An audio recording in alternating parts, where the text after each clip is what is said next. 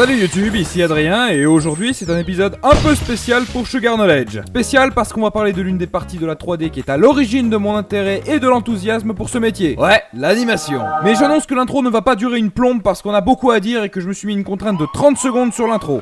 Bonjour, ici votre capitaine du vol Sugar Airlines. Je vous annonce que l'intro est terminée et nous nous approchons d'une zone de jingle. Veuillez attacher vos cellulaires. C'est trop long, putain! On n'a pas le temps d'installer le background!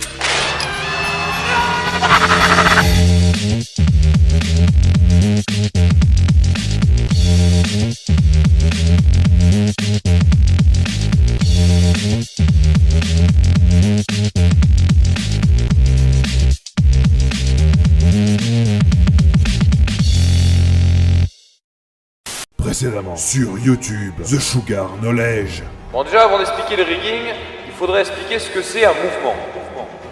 Bla bla bla. Bon ok, pour le rigging, on a vu ce que c'était grossièrement un mouvement pour expliquer la notion de parenté. Ok, maintenant pour l'animation, voyons d'un peu plus près la notion de vidéo. Une vidéo est un média d'un certain type de format relatant une histoire fictive ou réelle et transmise par le biais d'un support numérique ou plus anciennement mécanique tel que la bande magnétique ou la pellicule. Ce média est reconnu et joué en continu à une certaine vitesse afin de nous donner l'illusion d'un mouvement. Les vitesses standards sont 15, 25, 30 images par seconde. Ces fameuses images de l'anglais frame sont des informations de positionnement dans l'espace visualisées dans le temps via une ligne temporelle, la timeline. Par exemple, prenons un objet quelconque. Si on le marque dans le temps à un instant donné, ici à la frame 0, il est dans sa position de base, donc X, Y et Z sont égales à 0.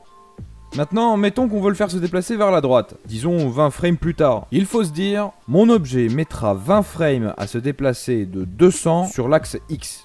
Enfin, on marque sa position sur la frame 20 dans le temps via notre timeline. Et voilà, l'animation est faite. Et j'ai même pas eu besoin de le faire frame par frame. Parce que le logiciel de 3D fait ce qu'on appelle une interpolation entre les deux frames. Il comble le vide d'une certaine manière afin de nous éviter de devoir animer frame par frame. Comme d'ailleurs le font les animateurs de dessins animés. Et ça, tu sais ce que c'est? C'est du papier. Et du crayon dessus. Et maintenant, là, j'ai plus de crayon. Il faudrait que j'en achète. Non, mais j'en ai trouvé un dans mon tiroir à chaussettes. Bon, bah, qu'est-ce que tu fais encore là? Tu sais que c'est chez moi, là, ici, hein. Sors de mon atelier, y'en a marre, hein. Petit branleur. Qui dit interpolation entre les frames dit courbe d'animation. Parce que oui, on peut contrôler l'interpolation. Lorsque deux frames sont créés, une interpolation existe entre les deux. Par défaut, une interpolation peut être généralement arrondie ou alors droite, selon les logiciels. Les trois types de courbes les plus utilisés sont la linéaire, où l'interpolation est directe, sans accélération ni décélération dans sa trajectoire.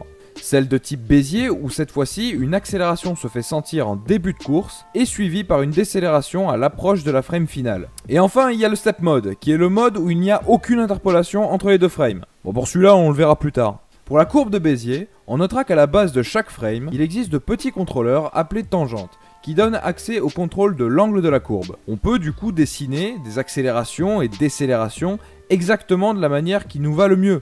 Et ça n'a pas de prix. 1 euro, s'il vous plaît, monsieur. Moi, j'ai la Mastercard. Ouais, mais bon, faut avoir des sous, monsieur, dessus. Sinon, ça marche pas. Ah ouais? Et comment je fais, moi? Bah, faudrait me foutre sur la gueule, défoncer toutes les machines et pas oublier de lancer des bananes sur mon collègue. Ah, d'accord. Mais il le fait en plus. C'était une blague, monsieur. Pour tout le reste, y'a Mastercard. Vous savez ce que c'est un des points communs entre Photoshop, After Effects et Premiere ? C'est pas du tout les mêmes logiciels pourtant. Bon, sauf qu'ils viennent tous de chez Adobe, ok. Bah en fait, c'est simplement qu'ils travaillent tous avec un système de calque, ou du moins quelque chose de similaire. Bah tu sais, le système de calque, là, avec les calques comme à l'école, qu'on met par-dessus, et on décalque, et enfin, bah, voilà. D'ailleurs, ils sont pas les seuls, beaucoup d'autres programmes suivent cette logique. Eh bien, les logiciels de 3D en font aussi partie. Et surtout, grâce à cet outil, les calques d'animation s'avèrent très utiles pour rajouter du détail à son animation. On peut, en ciblant sur quel contrôleur ou groupement de contrôleurs, rajouter des frames par-dessus une animation principalement déjà établie, et de manière totalement autonome. Ça peut éviter d'éventuelles complications si l'on veut modifier un élément. Parce que lorsque vous devez animer quelque chose et que vous devez le modifier, ça ressemble à un truc un peu comme ça. Voilà. Ah bah là, c'est dégueulasse, c'est sale, c'est pas beau. C'est du mauvais, Qu'une merde. Pour finir avec cette dernière partie, les animations ne sont pas à travailler de la même manière dans le cinéma ou dans le jeu vidéo. Je dis pas que c'est totalement différent, mais il y a certains points qui diffèrent les uns des autres. Donc ce que je vais vous dire, c'est pas vraiment un schéma précis, ni la vérité incarnée, et c'est encore moins valable dans tous les cas, ni toutes les situations. C'est juste une vision globale de tout ça. Au cinéma, on va travailler en suivant un storyboard ou une animatique décrivant les actions du ou des personnages, les mouvements de caméra, etc., etc. Une scène du scénario correspondra à une scène 3D. Exemple, deux personnages discutent sur une table de café, en plein jour et en extérieur. Ça, c'est une scène au cinéma. Dans notre scène 3D, on va y établir les caméras selon ce que demande le storyboard, et on anime les personnages pour les faire discuter plan par plan. Similairement d'ailleurs aux jeux vidéo, pour les cinématiques qui suivent très souvent les mêmes codes cinématographiques. En revanche, pour les animations des personnages dans les jeux, ou in-game, on aura d'autres types d'animations. Elles sont appelées des loops ou des boucles. Lorsque l'on contrôle son personnage, on lui fait looper ou boucler son animation de marche, de course, de saut, etc. D'ailleurs, dans certains jeux, un simple saut se compose en 3 étapes. La préparation et l'atterrissage, qui elles ne sont pas des loops mais des animations temporaires, et le in the air, qui lui par contre est un loop, car on ne sait pas combien de temps le personnage va rester dans les airs. Les loops peuvent être définis comme des états stationnaires. Un état d'attente, où le joueur ne fait rien, appelé idle. Un état de course, où là le joueur utilise le joystick pour avancer. État stationnaire. Un état dans les airs, où là le joueur ne fait rien, mais il est dans les airs. Un état en train de tirer avec une arme. Bon là on a parlé seulement de quelques types d'animations. Y a pas que ça. Je vous ai même pas parlé des animations automatiques, procédurales, le motion design 3D ou encore la motion capture. On va s'éclater pour traiter tout ça.